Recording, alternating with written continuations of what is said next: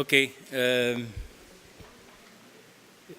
Bueno, la buena noticia es que Sandra cubrió un tercio de mi práctica, entonces este va a ser mucho más corto de lo previsto, y algunos diapositivas voy a pasar más rápido porque había hablado bastante sobre el mismo tema. Voy a hablar un poco sobre la importancia de la conectividad, el diseño, monitoreo de los pasos fonísticos, los métodos, los resultados de estudios de rendimiento, la eficacia de los estudios de monitoreo de los pasos y las investigaciones, y después hablar de los recursos técnicos y los foros de las reuniones y los congresos donde solemos, que pueden ser muy valiosos para vosotros, para conseguir más información sobre el estudio de ecología de carreteras y mitigación para la vida silvestre. Este me parecía súper interesante. Mesoamérica es el tercer mundial de los 34 puntos negros o hotspots global. Tiene 8% de la biodiversidad global, pero del bosque histórico hay solo 80% está talado, y en El Salvador solo queda 5%. Y seguro esta es información que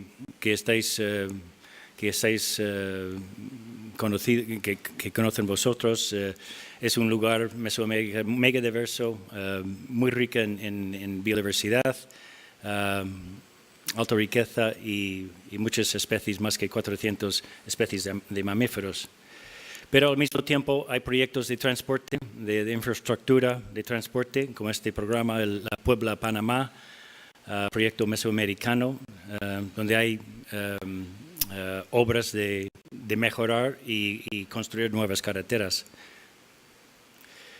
Y sabemos de la conectividad, pues realmente hay dos funciones. Puedes mirarlo de la conectividad al aspecto social, económico. Sabemos de que es muy importante para defensa, es muy importante para libre movimiento de personas, bienes y servicios, crecimiento económico sobre todo. Pero también la conectividad es muy importante a nivel ecológico para mantener poblaciones de especies, mantener la biodiversidad, conservación de recursos naturales, flujos hídricos, etc. Entonces voy a hablar sobre qué sabemos sobre las medidas correctoras. Sandra había hablado algo hay algún acoplamiento de nuestras prácticas. Hay 4 estrategias. Uno es cambiar comportamiento animal con estos tipos de medidas correctoras, reflectores, ruidos, luces. Cambiar comportamiento de conductor, de motorista, con sistemas de aviso, carteles variables, o separar la fauna de los conductores con pasos de fauna y vallas o cercas. Y hay un cuarto que es reducir la población. No es una medida que suele estar adoptada a menudo, pero es interesante. Hace poco había un artículo publicado en una revista científica donde el aumento de la población de pumas en algún lugar en el este de Estados Unidos realmente actuó para reducir el número de colisiones de vehículos con los venados. Y este es de un estudio nacional de mitigación, medidas correctoras para mitigar el impacto de la mortalidad sobre venados, es sobre venados específicamente. Es realmente difícil de ver, pero lo más importante de ver, ese es de 2017, fue un reporte, un informe preparado de nuestro instituto para el Congreso en Estados Unidos. Estaban muy preocupados con las tasas de atropellos con venados en Estados Unidos. Y lo que es interesante aquí es los sistemas de detección animal. Sandra habló un poco de eso. 82% de reducciones. Todas las medidas que están en verde son las más eficaces en reducir las colisiones, los atropellos con venados. los cercos, las vallas con un hueco y sistema de detección animal, la valla con un puente inferior, puente superior con valla, etc. Son los más eficaces. Y cuando pensamos en la propiedad, lo que cuesta, los daños, reparar el coche, los costes de salud, de mortalidad de personas en los accidentes, pues ya puedes ver esas medidas pueden ser coste-beneficios de tener esas medidas. Y estos son los resultados de un estudio publicado hace poco, y estos reunido 50 publicaciones sobre las medidas correctoras, y los resultados apoyó de que las vallas, los pasos de fauna, llegarán a tener 83% de reducción de las colisiones con los grandes mamíferos, comparado con 57% de los sistemas de detección de animal, y los reflectores y esos otros tipos de medidas correctoras que no son muy eficaces. Es interesante que estaba mirando los estudios y casi todos, bueno, todos eran de Estados Unidos, de Canadá y Europa y Australia. No había ningún trabajo de Latinoamérica, pero espero que en 5 o 10 años pues ya tenemos más estudios de Latinoamérica para apoyar este trabajo.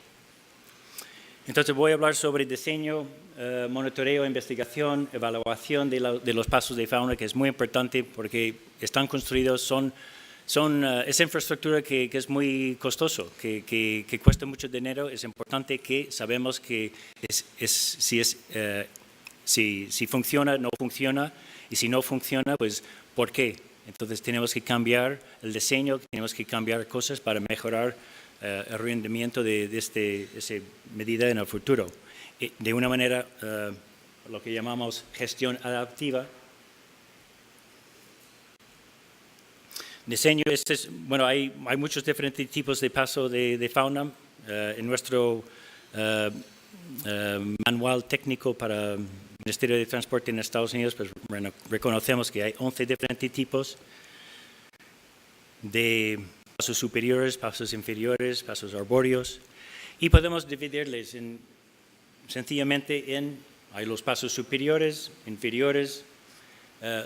También hay pasos que están diseñados, es decir, que están diseñados específicamente para el uso de la fauna.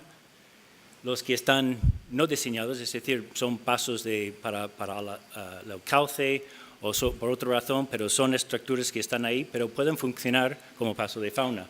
Y después, como habíamos escuchado anteriormente, pues los retrofits o los pasos que están reacondicionados para uso de la fauna. Y después hay pasos que queremos exclusivamente para la fauna y otros que podemos tener el uso mixto de personas y la fauna.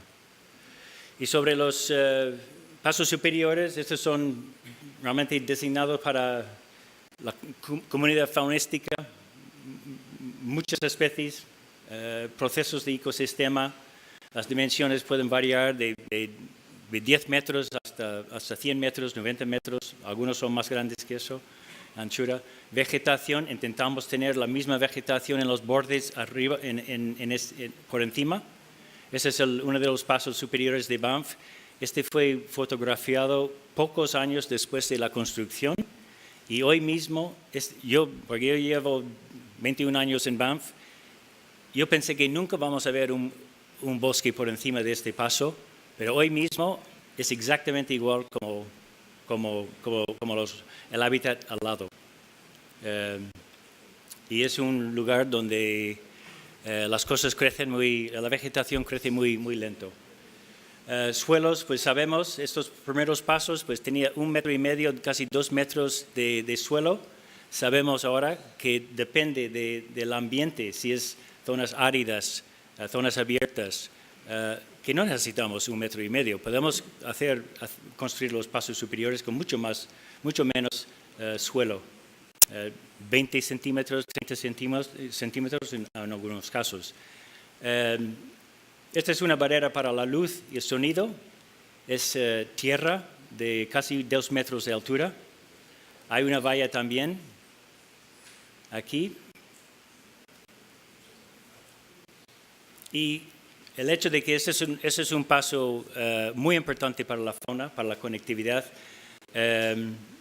está cerrado al público. Está dentro de un parque nacional, pero es un lugar cerrado.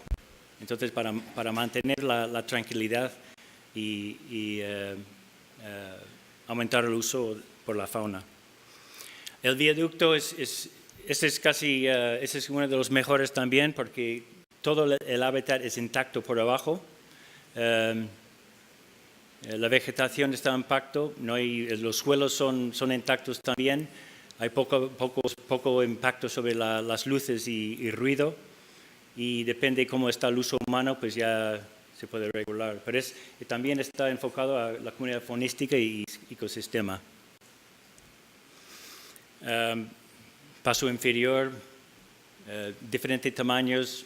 A veces es importante tener vegetación en las entradas para las especies. Los suelos, mantener tierra dentro de los pasos.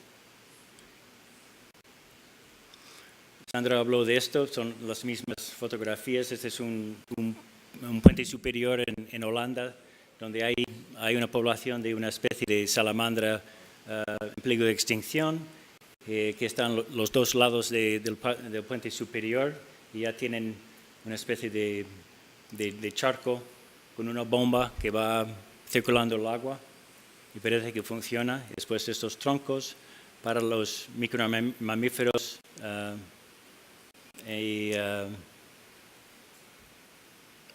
también para fauna pequeña, para los tejones, dimensiones variables, vegetación. No, es difícil de poner tierra dentro de este tipo de paso. Estos túneles de anfibios y reptiles, mucho de Sandra habló de esto, de las banquetas, las plataformas dentro. Estos son los resultados de un proyecto de mitigar los impactos de un camino de dos vías sobre una especie de salamandra amenazada en la provincia de Alberta.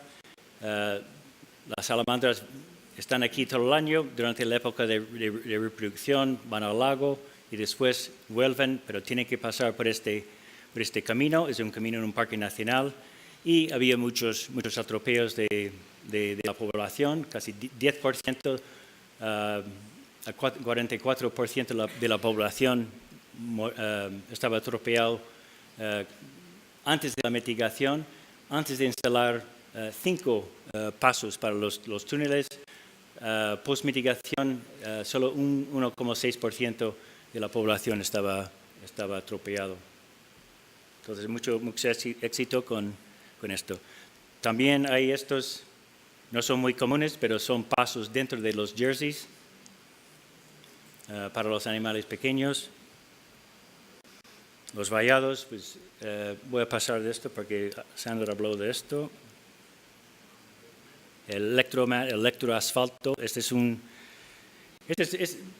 problema es que tenemos las vallas y las vallas, siempre donde hay caminos de acceso va a haber un hueco, es decir, un punto débil en nuestro proyecto de mitigación. Entonces, es muy difícil de tener alguna medida que puede parar, que puede funcionar para que los animales no salten o no entren aquí. Este es un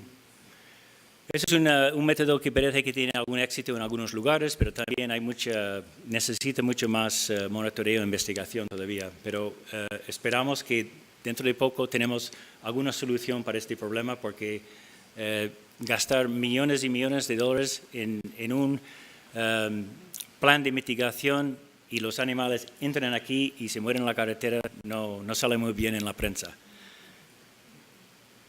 Y desgraciadamente en el Parque Nacional de Banff, cuando terminaron la última fase de expansión de la carretera y habían construido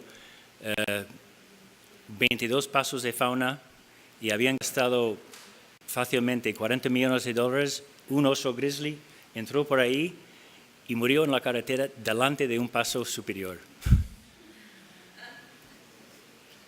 Las rampas de escape, Sandra habló de esto, también para la fauna pequeña. Ups, ¿dónde está? Esto es en Holanda, para que los animales pequeños, si están por este lado de la valla, pueden salir. Los retrofits y los reacondicionados no cuestan mucho, porque ya está la estructura, solo acondicionarlo, acomodarlo para el paso de la fauna. Este es un caso donde habían hecho un reacondicionamiento de un puente en Nuevo México. En este proyecto, pues ya acondicionaron 3 diferentes pasos. 3 diferentes pasos, había muchos atropellos anteriormente del proyecto con los osos negros, los pumas. Había bajó de 100 atropellos a 6.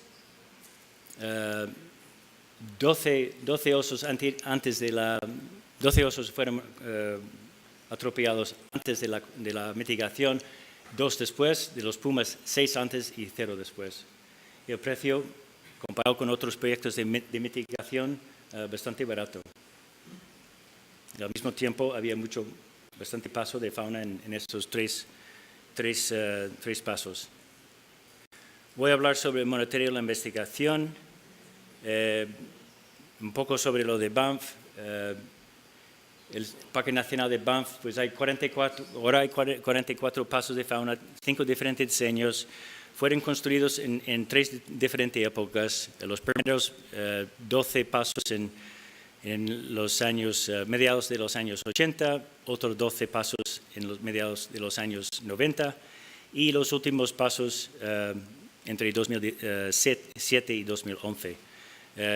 Nuestro proyecto de investigación llevamos a cabo 17 años de monitoreo continuo de los pasos, de 24 hasta al final 44. Fue un lugar ideal para realizar este tipo de trabajo porque estás dentro de un parque nacional donde hay otros proyectos de investigación o datos por lo menos de todas estas especies, datos sobre selección de hábitat, datos sobre distribución, números, abundancia, pocos datos sobre estas tres especies. Pero en total un lugar donde podíamos estudiar bien diferentes tipos de pasos, diferentes diseños, diferentes tipos de hábitat y pues 11 diferentes especies de grandes mamíferos. Y monitoreamos utilizando primero esta técnica que es muy barato, es la wave trampa. Solo necesitas un rastrillo que no cuesta mucho dinero, un coche para llegar a cada paso, cada 3 días, revisar, anotar la especie por la huella, número de individuos, el sentido, dónde va y si había pasado por todo el paso.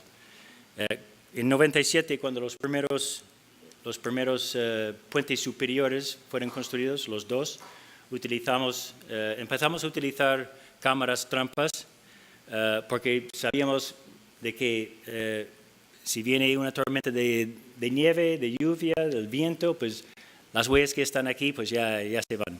Entonces, pues necesitamos tener 2 tipos de detección de animales. Estas cámaras eran las primeras, eran 35 milímetros. Pasamos muchas diapositivas donde no había nada, pero hasta que las cámaras trampas que utilizamos ahora, que seguro estáis utilizando en muchos proyectos, pues ya utilizamos lo de Reconex y ese estilo de cámara y es mucho más eficaz. Hicimos un trabajo que comparamos los 2 diferentes tipos de métodos, la de trampa, huellas trampa y cámaras trampas, en 15 diferentes pasos de fauna y detectamos que no había ninguna diferencia significativa entre los 2 métodos, algunos más con un método, algunos menos con el otro, pero casi no hay una diferencia. Entonces, cambiamos y monitoreamos todos con cámaras trampas. el paso superior, pues hay realmente tres diferentes tipos de técnicas, las cámaras trampa, la huella trampa y si quieres saber algo sobre la población, a nivel de la población, pues una manera de capturar pelos o saber algo a través de ADN de la población. Lo mismo con el paso inferior, la huella trampa, cámaras y es un buen mancha de pelo de un oso que ha pasado por el paso. Técnicas de monitoreo de pasos de fauna potencial es importante. Hay muchos pasos potenciales. Es importante de saber algo sobre el paso de fauna aquí, porque si está utilizado, pues ya colocando algo de valla o cerca, pues ya puede canalizar más movimiento estos pasos.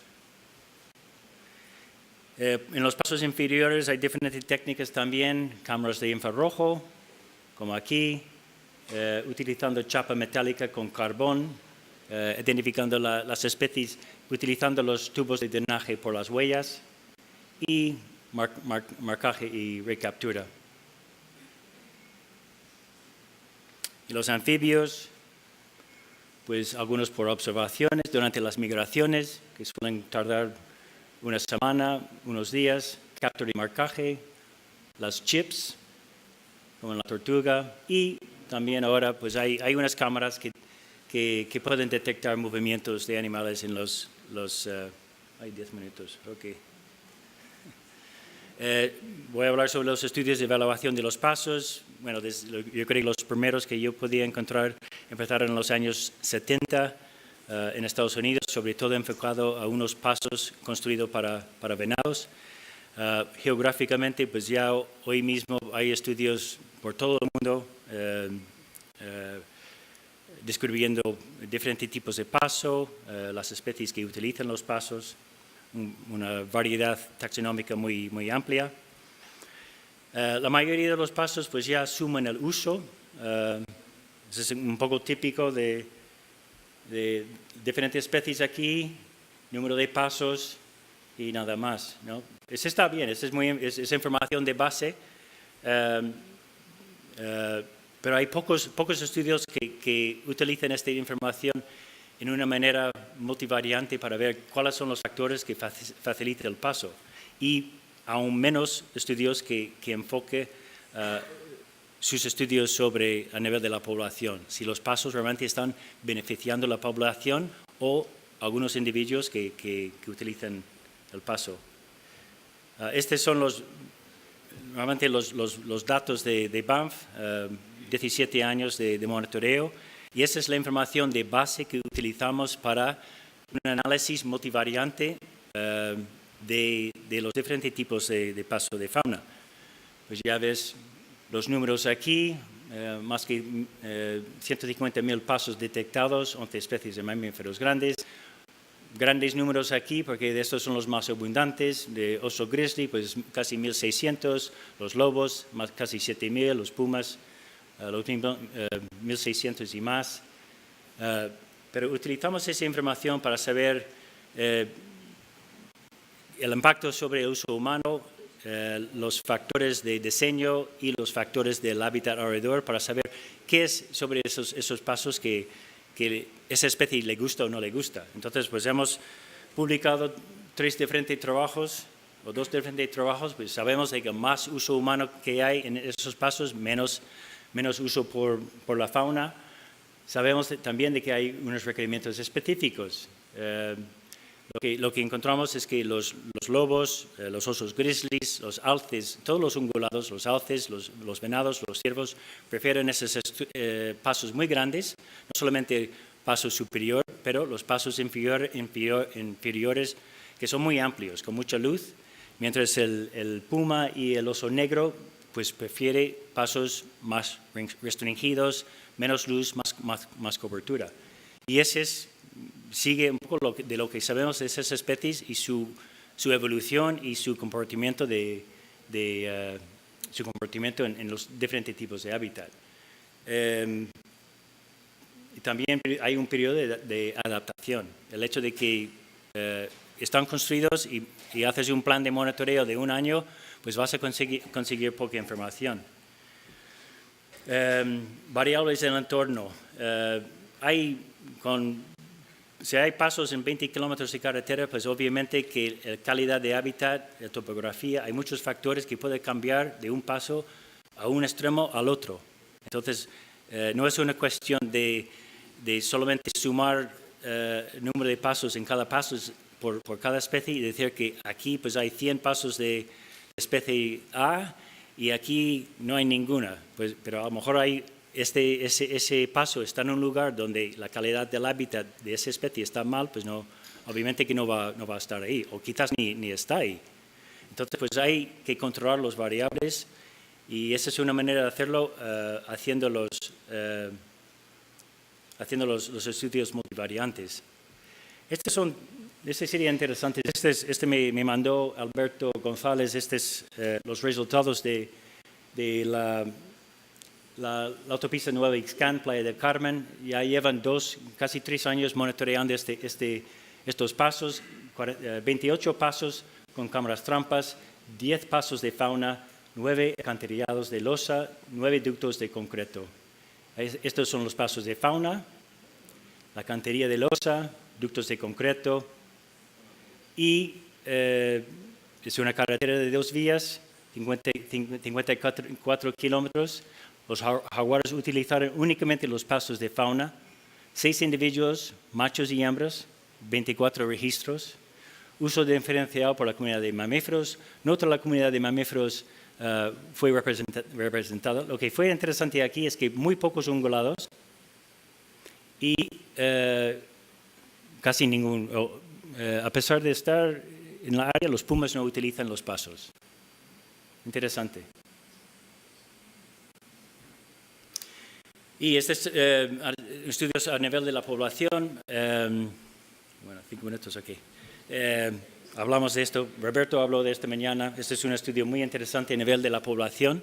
Esta es una carretera muy importante en Los Ángeles, 10 días creo que de tráfico. Monitorearon con radiocollares ocelotes y también coyotes y también hicieron los estudios genéticos en la misma área de estudio. Los subductos cruzaron, pero cuando llegaron al otro lado de la carretera, utilizando los pasos, no cruzaron. Y los reproductores, es decir, las hembras reproductoras y los machos adultos, pues ya no cruzaron la carretera, no utilizaron los pasos. En un estudio que Mike Soay hizo para su tesis de doctorado, pues durante 3 años hicimos un estudio para saber a nivel poblacional si los pasos están beneficiando la población de osos negros abajo y osos grizzlies, capturando pelo a los osos en los pasos de fauna, pues ya podíamos ver qué tipo de diseño de paso utiliza más el oso grizzly y el negro. El negro, los machos y las hembras utilizan todos, de los más pequeños a los más grandes. Ese es el puente superior, ese es un puente inferior grande y cada vez hacia así son pasos más pequeños. Lo interesante aquí es que las hembras utilizan casi exclusivamente el puente superior y los pasos inferiores muy grandes. Acabamos de publicar un estudio utilizando más datos que los 3 años, pero utilizando datos fotográficos de las hembras reproductoras, utilizando pasos en Banff, y es fuertemente tildando hacia los puentes superiores. Es decir, si alguien en Estados Unidos va a construir pasos de fauna para recuperar y mantener una población viable de osos grizzlies, pues tienen que construir puentes superiores. Si no, no están mitigando la carretera.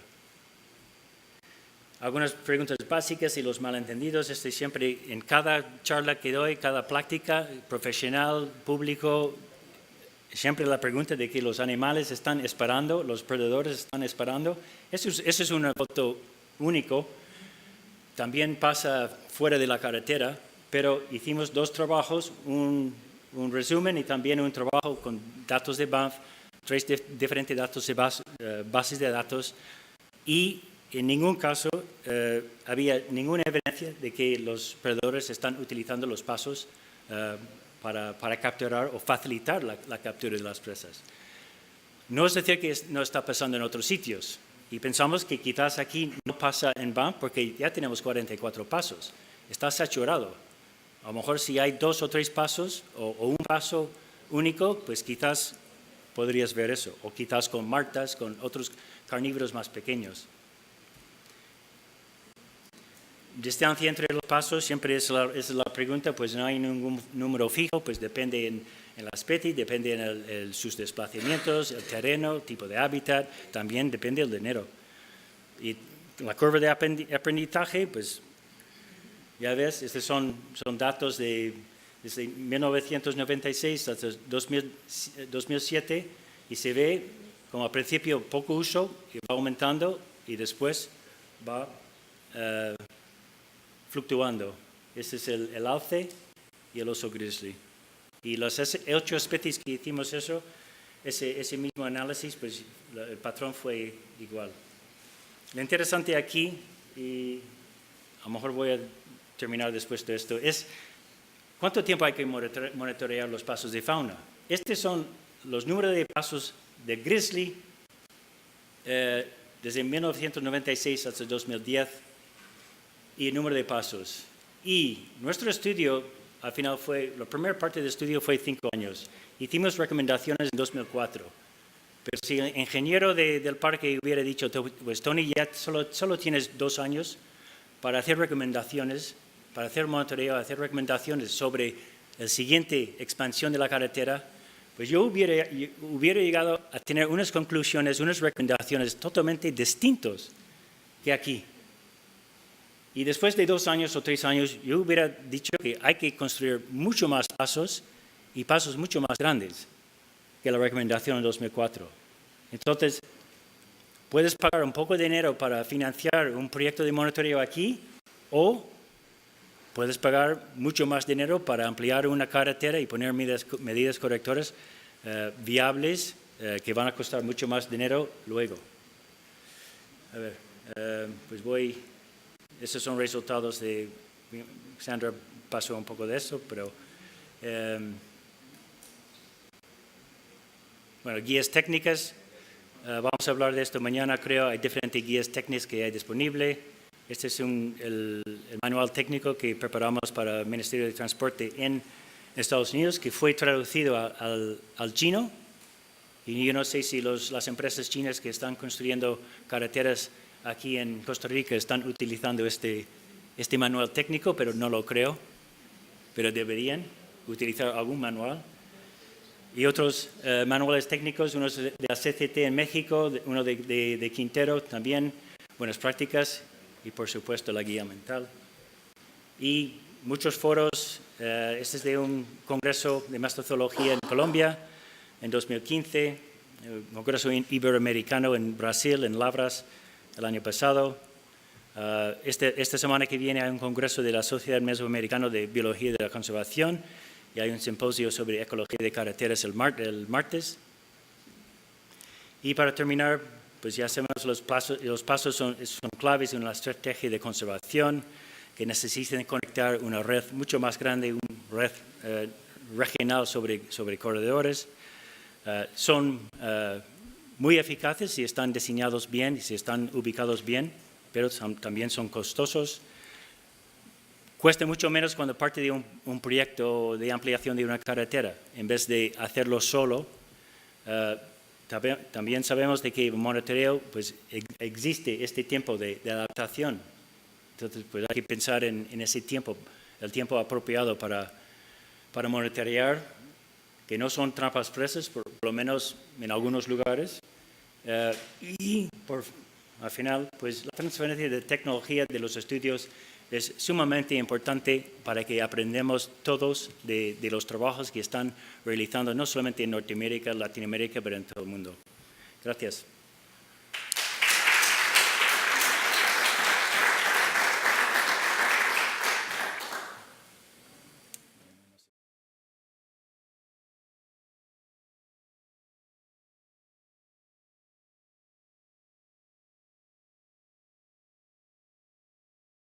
Los criterios de diseño y las exigencias de construcción están contenidos en la guía para no... ¿En la guía cuál, la nuestra o, Sí. o de...? No, la guía de los pasos. Es para especies de Norteamérica. Ah. Sí. Voy a tener una copia en el USB que va a recibir todos mañana, ¿no? Muy bien. O algún día. Gracias. Sí. Perdón, Tony, yo quisiera un poco una explicación de ese asunto de que algunos animales que cruzaron no se reprodujeron. ¿Es un filtro para los castos y los no castos? ¿Cómo está ese asunto? No entiendo.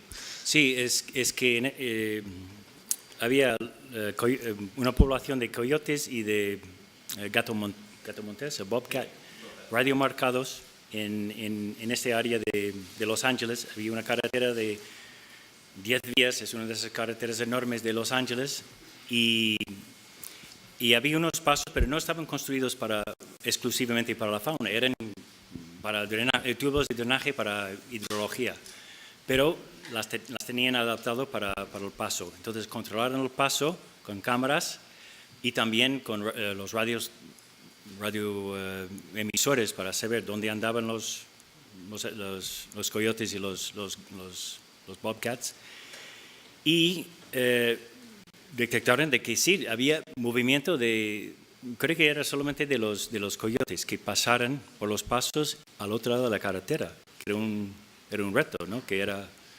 Pero eran los individuos jóvenes, eran los subadultos dispersando y no llegaron a reproducir al otro lado de la carretera.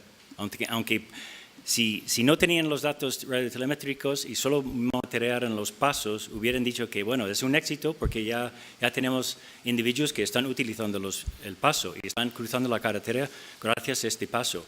Pero no estaba reproduciendo cuando llegaron al otro lado. Y los machos adultos, los reproductores, digamos, machos y hembras, no cruzaron. Entonces, no era un éxito, porque lo que tienes que tener es tener, sobre todo las hembras reproductoras, utilizando esos pasos. Sí. Pero la pregunta lógica es, entonces, ¿qué te garantiza que ese fenómeno no se reproduzca en otros lados? O sea, lo que importa es que se crucen animales reproductivos y se reproduzcan. Sí. ¿Es una excepción esto o...? No. Eso es lo que esperamos. Pero entonces, ¿cuál es la explicación? Pues es decir, ¿por qué esos animales o nunca encontraron una explicación de que esos animales no se reprodujeran ahí? No. Durante el estudio, a lo mejor se quedaron ahí y luego, pero durante el estudio no estaban reproduciendo, no contribuyeron al material genético a la población. Sí.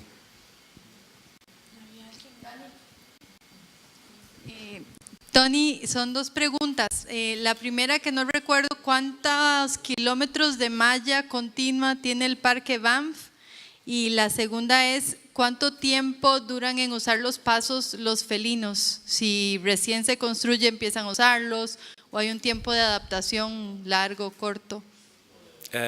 Ahora hay casi 80 kilómetros de valla.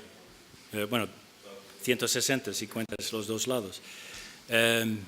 Y los felinos, realmente el puma era uno de los primeros, el primer año de monitoreo de los puentes superiores. ¿Los pasos o los puentes superiores decías? Los pasos. Pues inmediatamente, sí, rápido, sí. Y es interesante, analizamos los datos después de 17 años y aunque yo decía que los pumas siempre he dicho que los pumas prefieren los pasos más restringidos, más oscuros, donde hay más cobertura, más pequeñas, digamos. No sabemos bien si es que fue algunos individuos que esa fue su preferencia durante esos años o fue una tendencia de la población de utilizar esos pasos más pequeños. Pero después de 17 años, cuando analizamos todos los datos rigurosamente y muchos datos, que no hay ningún error, pues el resultado es que los pumas prefieren los pasos grandes, como el overpass, como el puente superior, ese tipo de paso, no los pequeños. Pero puede ser debido al hecho de que la vegetación ha cambiado en ese paso superior. Como viste al principio estaba pelado, casi no había vegetación y los pumas no fueron ahí, siempre fueron a los pasos inferiores. Pero después de 10 años o 12 años o 15 años, pues era como un bosque muy cerrado ahí arriba. Entonces, pues quizás era la vegetación que había cambiado tanto arriba que llegó a ser hábitat de puma, aunque era un puente superior.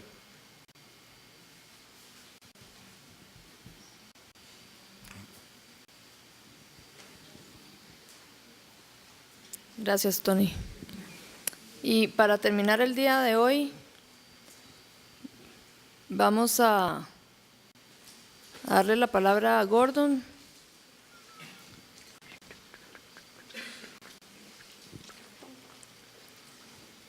Esta es, ¿verdad?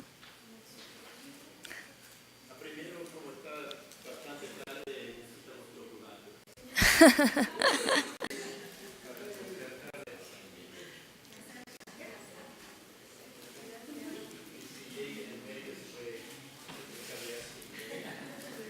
¿Habían más?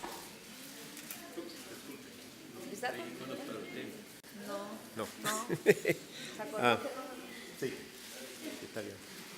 Bueno, para terminar hoy día, quiero presentar la segunda parte, que es esa parte más aguado, que es hablando de los aspectos más del manejo de agua, pero en particular en obras de drenaje de vados, tuberías, alcantarillas y puentes. Los puentes son los más elegantes, más mejores desde el punto de vista de flujo porque tienen mucha capacidad, no hay demoras en tránsito. Desafortunadamente son los más costosos, pero cuando tienes un ancho de más de 10 metros, 8 o 10 metros, típicamente la opción es puente o un vado. Vados o badenes son más particular, depende de la forma en particular en cañones que son muy superficiales y de vez en cuando hay demoras en tránsito. Son excelentes cuando el flujo típicamente es bajo, pero de vez en cuando hay una caudal fuerte, grande. Si queremos mantener un paso de pez, tenemos vados que parecen así, con un fondo natural, otra vez. Y como estaba mencionando Sandra, hay una tonelada de alcantarillas en cada país, en cada provincia, y por eso esos son los más comunes y hay tantos diferentes estilos y por eso vamos a hablar sobre aspectos de diseño de esos. Primero, ¿qué necesitamos típicamente para el diseño en particular para alcantarillas? Es caudal, cantidad de flujo. Y por eso, ¿cómo lo hacemos? Y ese es uno de los retos y como estaba estamos mencionando hoy día con cambios climáticos es un poco más difícil para prognosticar, pero sí como ingenieros sí necesitamos decidir qué valor utilizamos. Y el ciclo, hay lluvias, hay evaporación, hay cierta cantidad de percolación, pero lo que está es escorrentía, es el reto, cómo manejamos esa escorrentía. Y si tenemos un hidrógrafo unitario con descarga contratiempo, se puede ayudarnos en qué tipo de estructura es más apropiado. Si los picos no son tan altos y siempre hay base, es mejor para una alcantarilla.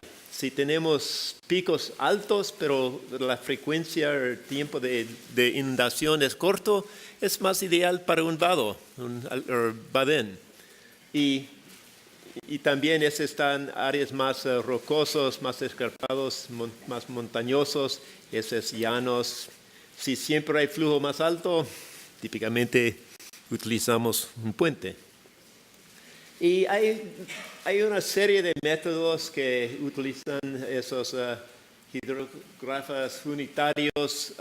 Si hay muchos datos, en los Estados Unidos hay una gran cantidad de estaciones fluviométricos y por eso tenemos buenos registros y tenemos ecuaciones de regresión utilizando esos datos. Es fácil en cada estado. Sí, pero están basados típicamente en datos de esas estaciones. Si los tienen, excelente. Y también si los tienen y está cerca en un área, podemos hacer una correlación de la área de una cuenca en comparación de área de cuenca donde hay una estación. Para cuencas pequeñas utilizamos este método racional. Es lo más, yo creo que mundial es el método más común que he visto para cuencas pequeñas, unos cientos de hectáreas. Ese fórmula de Manning tiene la ventaja de no está basado en la área de la cuenca, pero está basado en nivel máximo del flujo y por una sección transversal tenemos área más velocidad y ya tenemos caudal, cantidad. Y en los Estados Unidos cada agencia tiene su propio estilo de hacer esos estudios. Puntos importantes para tomar en cuenta es que cada método tiene sus ventajas o desventajas y por eso me gusta utilizar varios métodos y uno o dos métodos para ver cómo comparan y si tenemos comparaciones buenas, tenemos más confianza. Si no, necesitamos decidir cuál es mejor, cuál es más correcto. También si tenemos un registro que parece muy bien, pero los datos son solamente de 10 años, ¿cómo tenemos confianza para un diseño para 100 años? Y por eso necesitamos tomar en cuenta el tiempo de medición de los caudales. Y una ventaja de ese método de racional es que si hay cambios en la cuenca, podemos reflejar eso en ese coeficiente de escorrentía. Ese refleja si depende de las condiciones, si está un bosque o si está un pasto o si está, ¿cómo se dice?, desnudo sin vegetación y por eso se puede reflejar eso. Pero esos todos son para agua, no reflejan sedimentos, arrastre, y por eso es más basado en su conocimiento de su cuenca o de su cauce. Y otra vez necesitamos aplicar su propia información y experiencia local. Si estamos en áreas muy altas en la montaña, típicamente no hay mucha sedimentación ni arrastre. Si estaba en un valle cerca de la costa, típicamente hay bastante arrastre. Y también estos no reflejan cambios climáticos y por eso necesitamos pensar o mirar a las observaciones y esperar que no llegue un evento de 500 años hasta cuando está jubilado y está bien. Entonces, pero es un reto para determinar flujo, pero es necesario, necesitamos decidir qué valor utilizamos. Hay unos métodos sencillos, eso estaba en Guatemala, el caudal estaba basado en unos factores de las diferentes regiones y una power exponente en esa ecuación. Pero no sabe si estamos hablando de un periodo de retorno de 50 años, 100 años, pero estaba una estimación.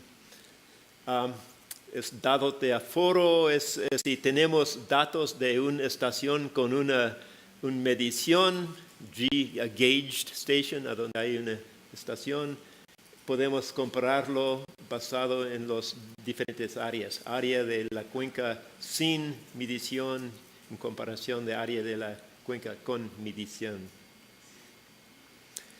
Como digo, la ventaja de ese fórmula de Manning es que si no tenemos otros datos, pero sí podemos producir sección transversal, que siempre podemos. Y si podemos descubrir marcas de aguas altas, ya sabemos que tenemos área, utilizando ese marca de aguas altas, ese produce velocidad, pero tenemos velocidad por área. Y necesitamos pendiente del lecho del río, necesitamos ese perímetro mojado, hay ese coeficiente de rugosidad que utilizamos y por eso se puede aplicar en todas partes del mundo. Y uno de los retos es qué son las marcas de aguas altas. A veces hay noticias, su tío recuerda que hace 20 años agua llegó hasta aquí en mi casa, un registro. Bueno, en áreas muy selváticas se pierde esa información rápidamente, pero a veces hay evidencia como terrazas pequeñas o hojas, que es una acumulación, o es uno de los únicos usos para basura. Plástico es excelente indicadora del máximo nivel de agua. Otros usos no son tan buenos, pero en el bosque. Y ese método racional que está basado en ese coeficiente de correntía que refleja las condiciones del suelo, la intensidad de lluvia y área de la cuenca. Y por eso tenemos esas herramientas.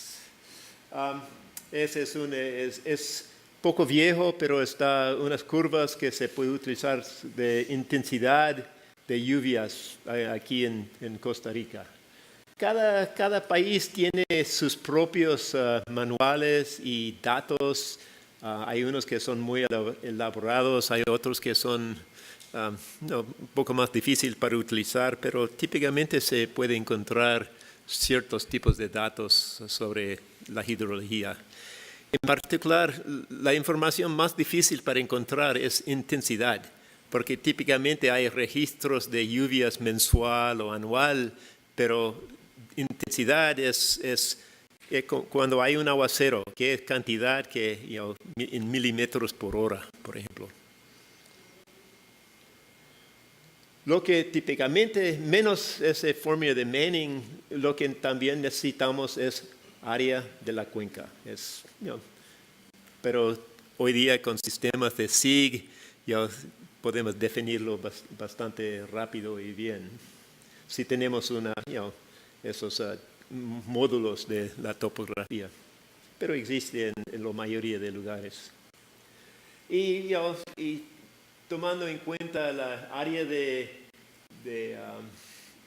la cuenca para cuencas pequeñas, ese método racional, cuencas medianos, ese fórmula de Manning, algunos datos de aforo, normalmente cuencas muy grandes para ríos principales, vamos a utilizar esas ecuaciones de regresión porque típicamente tienen estaciones fluviométricas, hay datos típicamente. Por eso utilizamos lo que es disponible. El punto es que queremos saber qué tamaño necesitamos en esa caja o estas cajas para sobrevivir para 20 años de un evento. Y a veces también, si no tenemos suficiente capacidad, ¿qué pasa? Pues puede desbordar, puede fallar, o a veces podemos hacer como un mejoramiento, como un vado mejorado encima de su alcantarilla, o esperar hasta cuando falla y reemplazar su obra. Para protección de calidad de agua y también el medio ambiente, las cosas, los factores que a mí lo más importante que tenemos bastante capacidad, que tenemos un cierto protección contra taponamiento, que está buena instalación, compactación, buena selección de material para la cama de la obra del tubo, que hay mantenimiento. Esta foto parece que desbordó y falló porque está totalmente tapado, falta de mantenimiento. muchos estilos de tubería, los de concreto, los de plástico, los de mampostería, los de metal corrugado, cuadrados, redondos. A mí todos pueden servir si están buen diseñado y buen instalado. Aquí en Costa Rica he visto más de concreto. Otros países se utilizan más plástico, otros en los Estados Unidos yo creo que lo más común es metal corrugado. Y pienso que no está utilizado tanto aquí por suelos que son más corrosivos o ácidos. Dos tubos, me gusta este estilo amazónica, tubos de troncos de árboles, es muy común en caminos forestales en zona amazónica. No sé el coeficiente de rugosidad, pero funcionan para caudales pequeños. También es frecuente que utilizamos dos o tres tubos en vez de un tubo. Yo personalmente, si tienes la opción, yo prefiero una caja más grande en vez de dos tubos porque tiene mucha más capacidad y aquí tenemos como una rejilla, se puede tapar más fácilmente y por eso siempre, si tiene la opción, prefiero un tubo más grande en vez de múltiples tubos pequeños.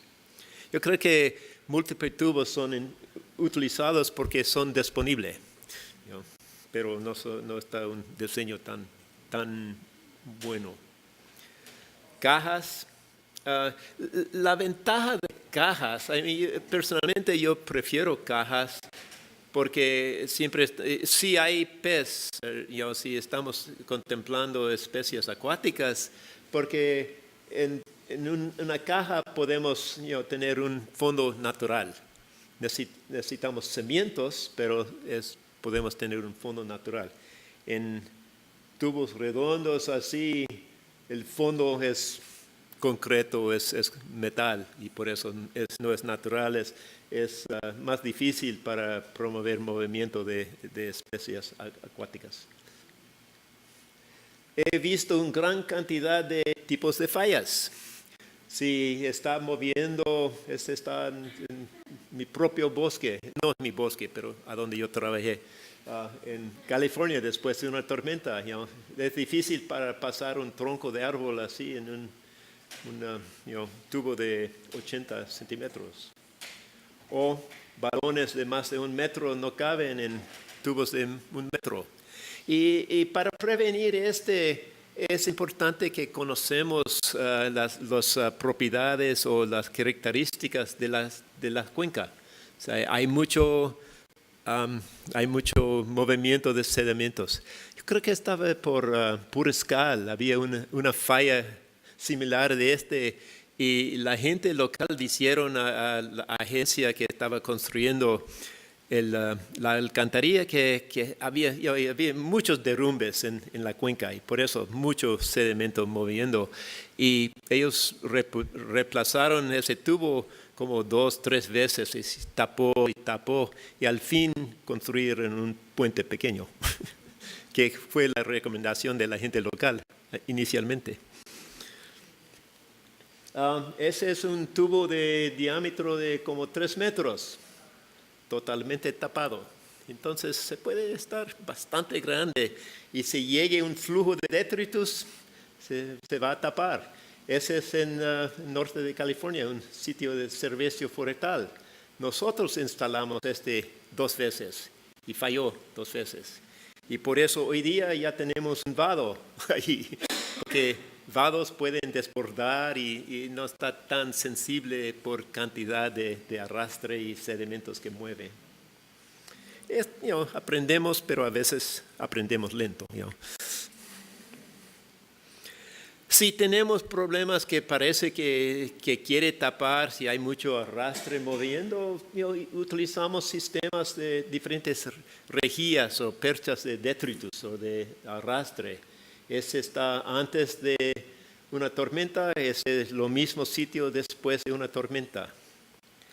O aquí, antes de una tormenta, ese está hecho de pedazos de raíl, de ferrocarril soldado.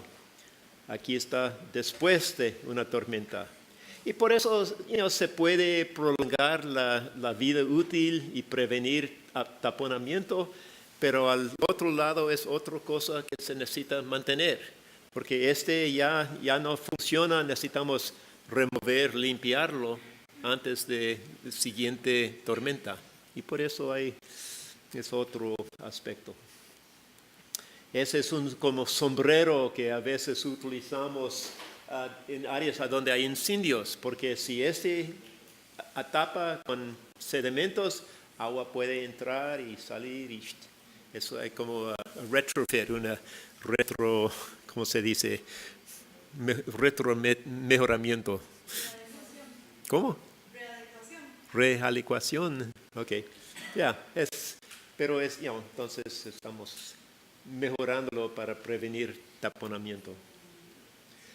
Otro tipo de problema es cuando tenemos secciones cortas, así. A veces, ese es un tubo casi nuevo y hay una sección, porque concreto está pesado. Una forma de falla que he visto en varios lugares es que hay separación en estas secciones y dos diferentes lugares, mismo problema. Y por eso son sensibles por buena compactación y un buen sello en cada sección. Si no están buen sellados, si sale agua, se puede mover material y por eso perdemos la obra. Pero entonces el problema es instalación.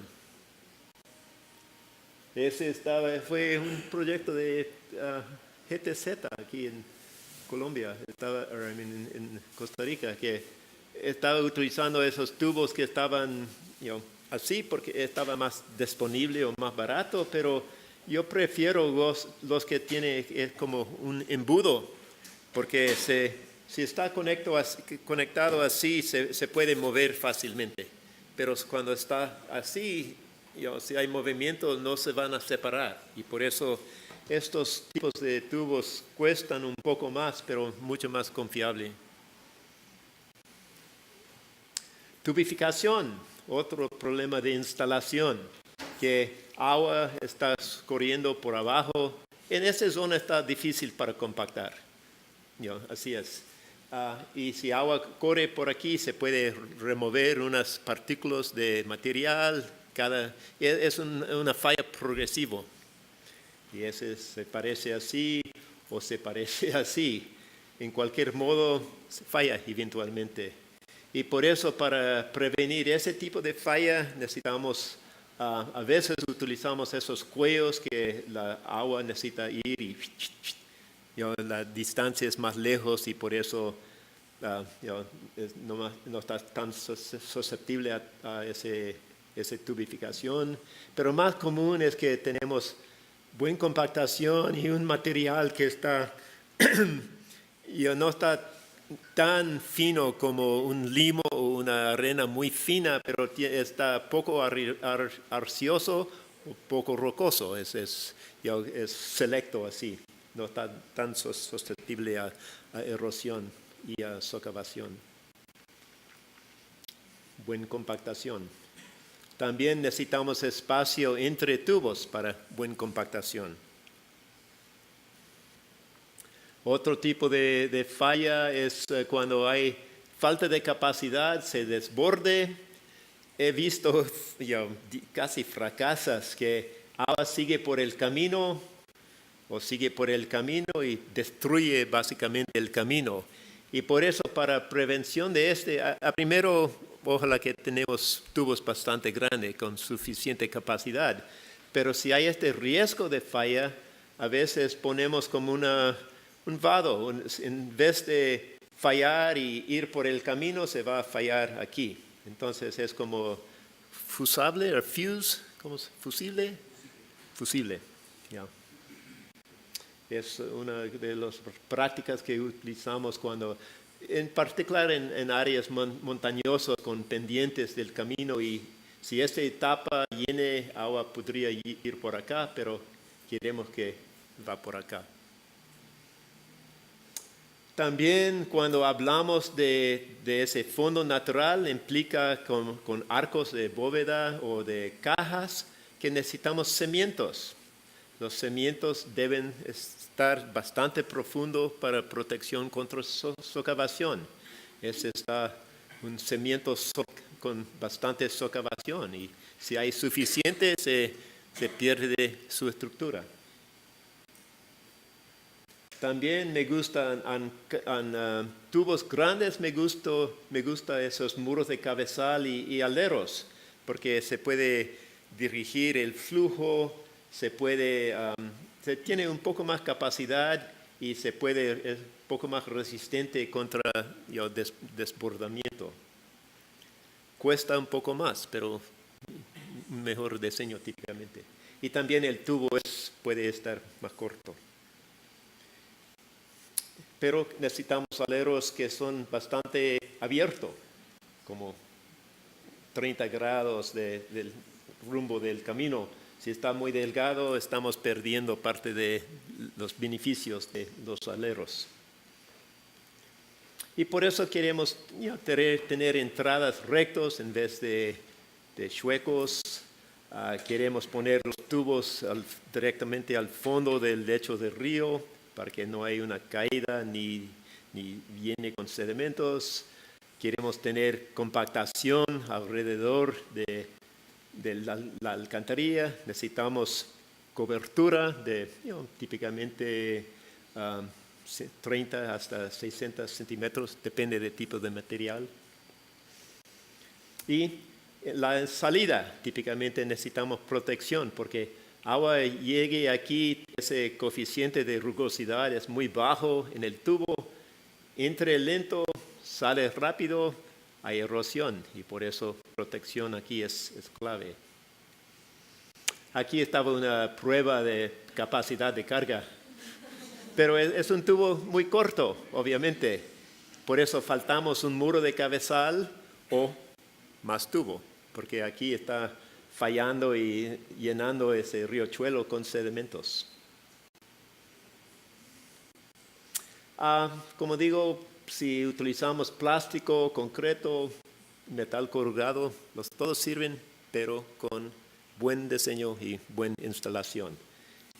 Utilizamos lo que es más barato, típicamente. Hay métodos para determinar capacidad. Esos son unos nomogramas que están al fin del capítulo 8, basado en elevación de agua y tamaño, determinamos la capacidad del tubo. Pero ya hablamos sobre ese problema cuando hay esa caída de agua, así es una barrera y por eso hoy día este concepto de simulación del riachuelo es lo que estamos promoviendo típicamente, en particular en riachuelos a donde ese recurso de pez es importante.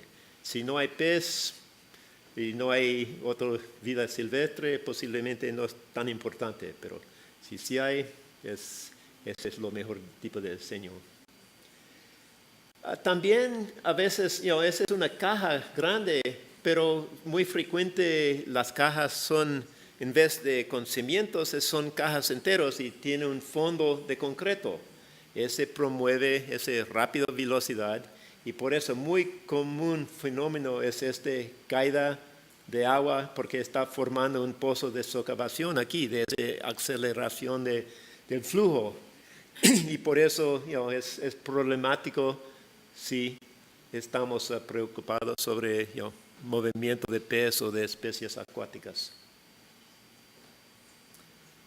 Un ejemplo de una simulación del riachuelo.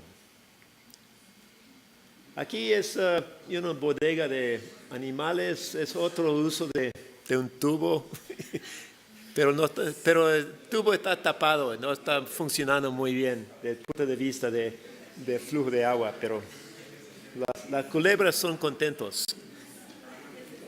También se parece que a murciélagos les gustan tubería porque esos son dos diferentes sitios en dos diferentes países y ambos tienen murciélagos.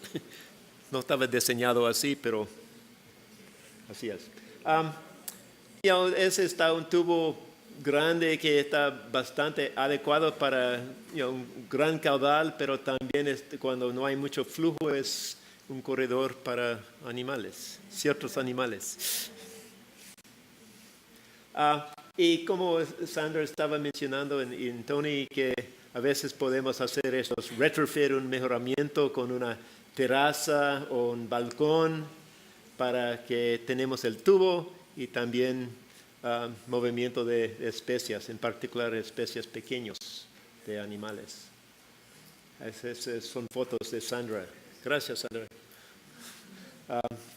Uno de los problemas que es en esta foto aquí, que se anota que es una obra que está en una zona de riesgo y por eso necesitamos algo fijo. Yo imagino que roca suelta así puede mover en flujos rápidos y por eso mampostería o concreto yo creo es más confiable. Y estamos perdiendo capacidad y por eso necesitamos pensar si hay suficiente capacidad conjunto con esta obra. Ok, vados, el otro tipo de estructura. Aquí ese es en un bosque en el norte de California. Estamos contemplando un vado, una alcantarilla. ¿Cuál es apropiado? Y depende de cantidad de flujo y si hay flujos muy variables. Y por eso si está muy variable es mejor con un vado, porque en áreas desérticos, por ejemplo, casi siempre está seco, pero de vez en cuando hay un aguacero, ideal para un vado.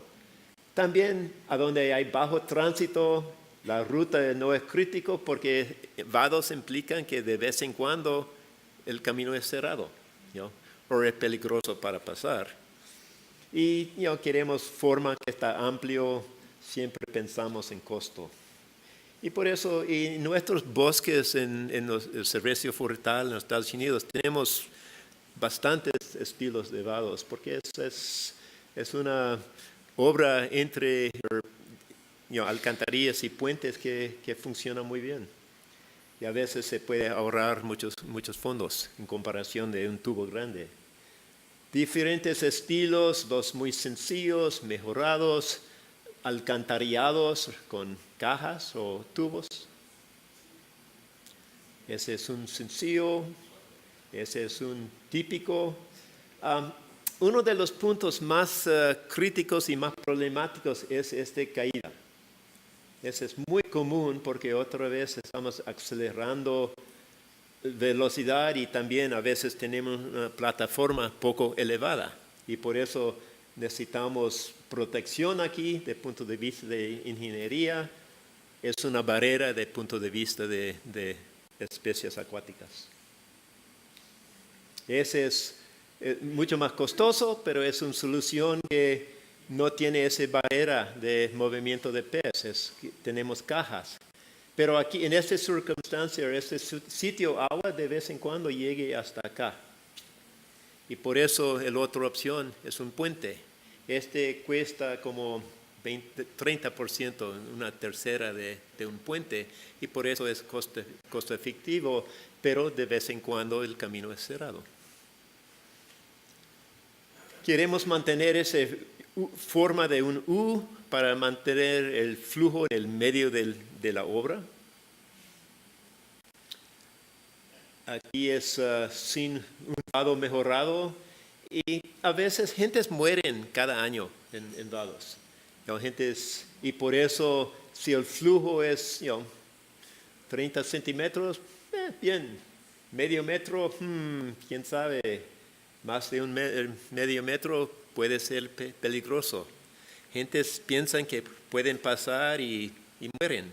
Y por eso en muchos de nuestros vados utilizamos estacas, este está en Baja California, estacas para indicadores de la profundidad del flujo. o ese está en los Estados Unidos, indicadora de profundidad de flujo. Y por eso depende del juicio del chofer, pero tiene una indicadora que sí puedo pasar, no puedo pasar. También utilizamos rótulas que anunciar que adelante inundación o un vado que cuidado cuando está lloviendo. Otro problema es socavación. Este es normal flujo, ese mismo sitio durante una tormenta. Hay una caída de como 1 metro aquí. Resultado, socavación. Y por eso un área que es muy importante para tener un dentellón o protección es en la salida contra socavación. Ese es un fenómeno muy común que se vea en vados. Está mal condición, pero es socavación y erosión en la salida. Agua viene y cae por acá. Taponamiento también. Ese es un estilo muy común que he visto en muchas partes de los Estados Unidos, en nuestros bosques. Ese está en Nicaragua. Tiene tubos pequeños, pero los tubos tapan. Ese está en California, los tubos pequeños tapan. Ese está en Costa Rica, los tubos tapan. Ese está en Murueco, en África, los tubos tapan. Y por eso normalmente yo prefiero cajas que son más grandes, tienen más capacidad, porque esos tubos pequeños son problemáticos. Es un diseño sencillo, problemático. Y cuando está tapado, todo el flujo va arriba del vado. Entonces ya no funciona como un vado alcantarillado. Ese es un vado excelente desde el punto de vista del camino y terrible desde el punto de vista del medio ambiente. Básicamente es una presa, una represa. Y aquí tenemos acumulación, aquí tenemos socavación, animales no pueden brincar, necesitamos una rana muy macho que puede brincar de aquí hasta acá. También a veces, porque queremos mantener cierta capacidad del flujo, ese está plano, ese tiene un ángulo, él está descansando. Pero entonces siempre hay un poco más profundidad del flujo porque ese es el punto más profundo y por eso más profundidad del flujo para mantener un poco movimiento de animales, de especies acuáticas.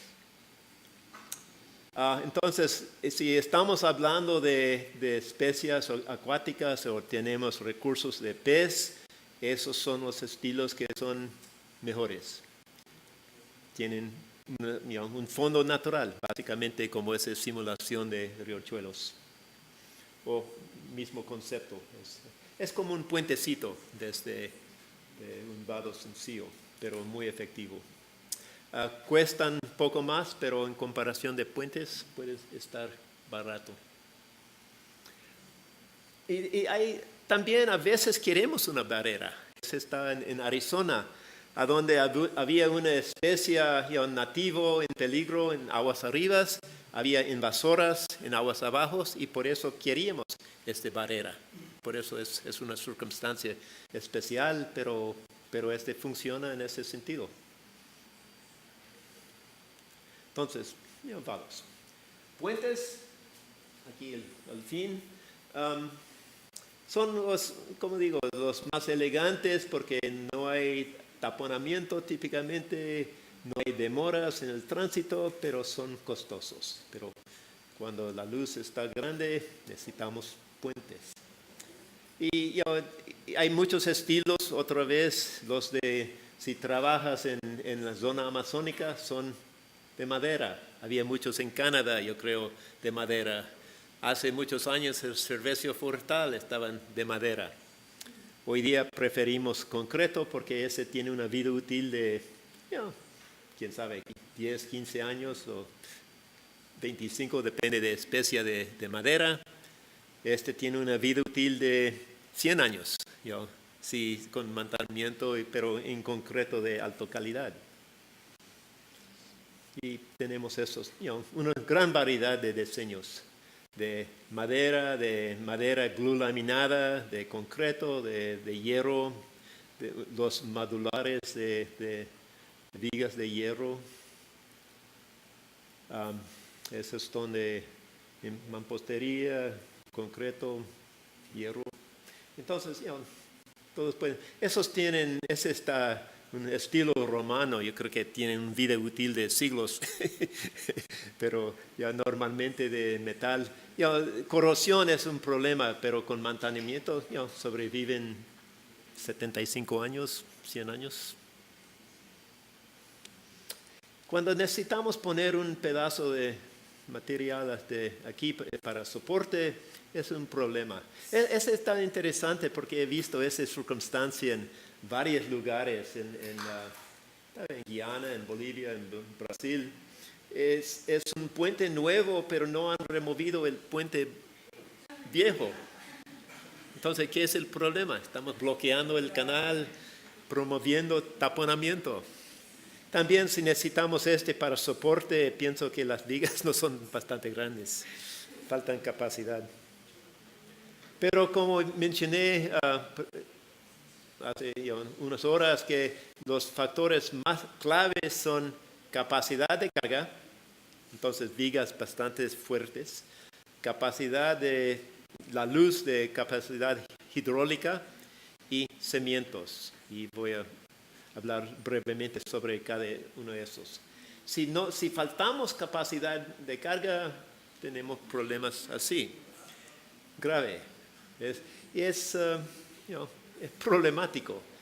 Pero hoy día en el servicio forestal, por ejemplo, si no tenemos confianza o hay riesgo de fallar, vamos a hacer estudios y ponemos señalización así, límite de la carga. Y si el chofer de un camión, él no sabe, es posible, sí, yo puedo pasar, pero si hay un señal así y yo tengo 20 toneladas, es mi culpa, si hay una falla. Sin ese rótula es a veces la culpa de agencia y por eso es importante que ponemos estos tipos de notificaciones. Creo que ese estaba en Perú. Bastante borde libre y capacidad también hidráulico. Esos son marginales cuando ya hay una gran cantidad de material aquí o no hay mucho espacio aquí. Indicadora que falta ese borde libre. Y normalmente queremos 1 metro o más, depende de la localización del puente. Ese fue un puente en mi bosque, allí en el norte de California, que yo hice el diseño del cimiento y hidráulico. ¿Y qué pasó? Dañamos una de las vigas, porque recibimos un flujo de detritus. Yo estaba contemplando agua, pero no contempló. Yo estaba contemplando un derrumbe y por eso casi falló. Y no falló totalmente, pero reemplazamos esta viga. Y hoy día, si yo podría hacer ese diseño de nuevo, preferible elevar esa viga posiblemente hasta esta elevación aquí, más borde libre. Otros ejemplos de falta de capacidad, falta de borde libre. Ese es un ejemplo de bastante borde libre, posiblemente excesivo y también excesivo capacidad, pero es en la montaña al fondo de la cordillera en Bolivia. Y por eso es más porque la plataforma baja de la montaña y está alto aquí, por eso fue necesario para elevarlo, pero bastante borde libre. Otro problema muy común es socavación, en particular cuando tenemos un estribo o un cimiento o pilotes en el medio del cauce. Por ejemplo, aquí, sí, se forma como un remolino y por eso hay socavación en esta área. Y por eso es importante que primero prefiero un luz claro, ese es ideal. Hasta como 30 metros, 40 metros, a veces podemos construirlos así. Pero para puentes más largos, típicamente necesitamos cimientos o pilotes en el medio del cauce. Entonces, clave que están bastante profundo contra socavación. Vamos a visitar este sitio, yo creo, sábado. Pero ya es una acumulación de detritus. Promueve socavación en esta zona aquí. Fue en Chapare, región de Chapare. Había otro aquí y por socavación falló. Para reemplazar este sitio, ellos excavaron estos pilotes hasta como 20 metros de profundidad. Fue una falla famosa en Nueva York, a donde 10 gente murieron y porque había socavación de uno de los pilotes que estaba en esa zona aquí, y cuando ese falló, las losas, las vigas cayeron y como 4 vehículos cayeron. Y por eso, después de ese desastre, esa Administración Federal de Carreteras comenzó en estudios más profundos sobre para prevención de socavación en puentes. Sí, está bien. Gracias. Estaba en un bosque cerca donde yo vivo también. El diseño estaba basado en roca madre, pero había roca madre, arena. Y no había una investigación. Y por eso hoy día, en este punto aquí, a donde falló, ya tenemos que tiene una profundidad de como 8 metros y ya llegamos hasta roca madre, por acá. Entonces, investigaciones y perforaciones a mí es seguridad, barato en comparación de una falla con un puente. También aquí, diferentes circunstancias, estaba un río que tenía un ancho de 30 metros. Aquí tenemos un ancho de 15 metros. ¿Qué pasa? La mitad de área, ¿qué pasa con la velocidad? Doble. Y por eso socavó. Hoy día ya tenemos un puente de 30 metros, de acuerdo con dimensionamiento del río natural. O también parece que necesitamos una luz mucho más grande, porque está sinuoso y está socavando por acá, y por eso un puente de aquí hasta más por acá sería más apropiado. Otro problema sutil, pero hablando de calidad de agua, es cuando tenemos caminos sin revestimiento, movemos sedimentos aquí. ¿A dónde lleguen estos sedimentos? En el río, típicamente, porque hay drenajes, scuppers se llama. Y frecuentemente tenemos un revestimiento de empedrado, de grava, de asfalto, hasta el primero parte aguas, para asegurar que no movemos sedimentos hasta la losa del puente. Hablando de cimientos, me encanta con roca madre y es excelente, pero si faltamos roca madre, normalmente tenemos protección, como gaviones, como concreto, muros de concreto, como enrocamiento, y funcionan, está bien. Pero hablando otra vez de pasos de fauna o para animales, si están moviendo por acá, o como en ese ejemplo aquí, este puente aquí. Animal, posiblemente una ardilla puede mover por allá, pero un venado no mueve. Y por eso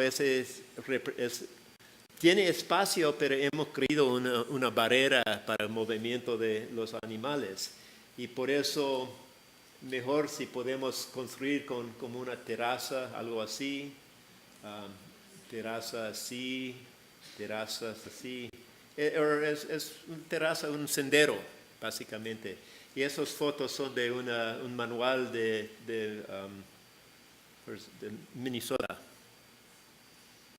Entonces, o si tenemos un balcón o una terraza así, sí hay un espacio donde podemos promover el movimiento de animales, como esta zona que hemos visto este dibujo. Esos son ejemplos de barreras, básicamente, porque son puentes cortos. Ese es un puente muy sencillo, pero como este aquí, como está angosto, es bastante para flujo, pero no hay ese corredor en la zona riberiana del puente. En estos ejemplos aquí, obviamente en viaductos hay mucho espacio. Aquí creo que vamos a visitar este sitio el sábado, que hay, de vez en cuando flujo llegue hasta acá. Pero la mayoría del tiempo flujo está aquí, hay este corredor seco que promueve el movimiento de animales. Y al fin, ese es un informe, se puede llenar con información sobre un sitio. Es algo que yo utilicé a campo, que tiene datos de a dónde estamos, qué son las condiciones del riachuelo, qué son las condiciones del cimiento, y por eso para alcantarillas o para puentes pequeños, sencillos, es adecuado. Indicador que sí hemos pensado en los aspectos importantes de un puente. También hay formularios que yo tengo copias si alguien está interesado. Ese es para inspección. Nosotros en nuestros puentes, en terrenos públicos, como el servicio forestal, es obligatorio que hacemos inspecciones cada 2 años.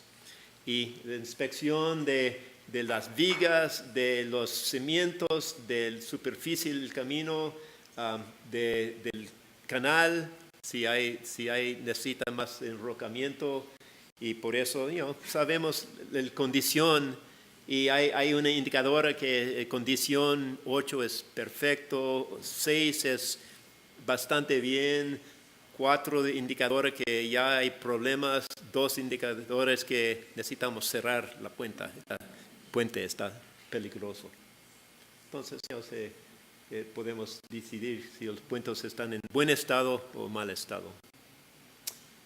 Por eso esos son a mí los puntos claves para alcantarillas, para vados, para puentes, y también uno de los aspectos repitiendo información que Sandra y Tony ya han mencionado en cómo son relevantes también para el movimiento de animales y especies acuáticas.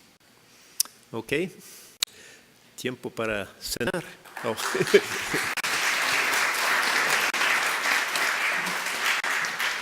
Gracias. Tal vez hay chance para 2 preguntas, depende de ustedes, pero no sé si tienen alguna pregunta. Sí.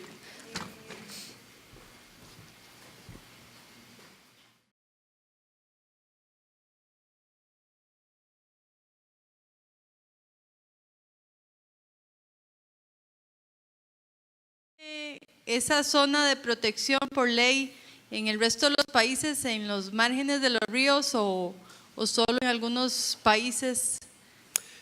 En verdad no sé si existe en cualquier país, no sé si hay en ni un país, pero a mí es un buen diseño, es un consideraciones que estamos tomando en cuenta hoy día.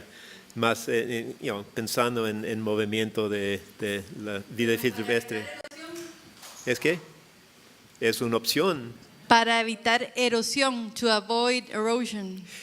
Pues para erosión, normalmente el diseño es basado en un caudal de como 100 años, entonces un evento bastante grande, un aguacero fuerte. Y parte de la consideración es un estudio para determinar velocidad de flujo máximo y determinar qué tipo de defensas necesitamos. Si está en roca madre, no lo necesitamos. Si está en arena, necesita mucho. Si está grava, entre medio. Y por eso esa es parte del diseño normal. Pero para ampliar los puentes, para también incorporar esa zona riberiana, a veces sucede en el diseño normal, pero en otras circunstancias no es necesario, y por eso está hoy día cuando estamos pensando en movimiento en ese corredor biológico que incorporamos Y eso es lo que estamos promoviendo en esas zonas en marginal de la selva y en Colombia, porque es un perfecto bloqueo de esa conectividad entre los parques nacionales, y sumamente importante que los puentes incorporan ese concepto.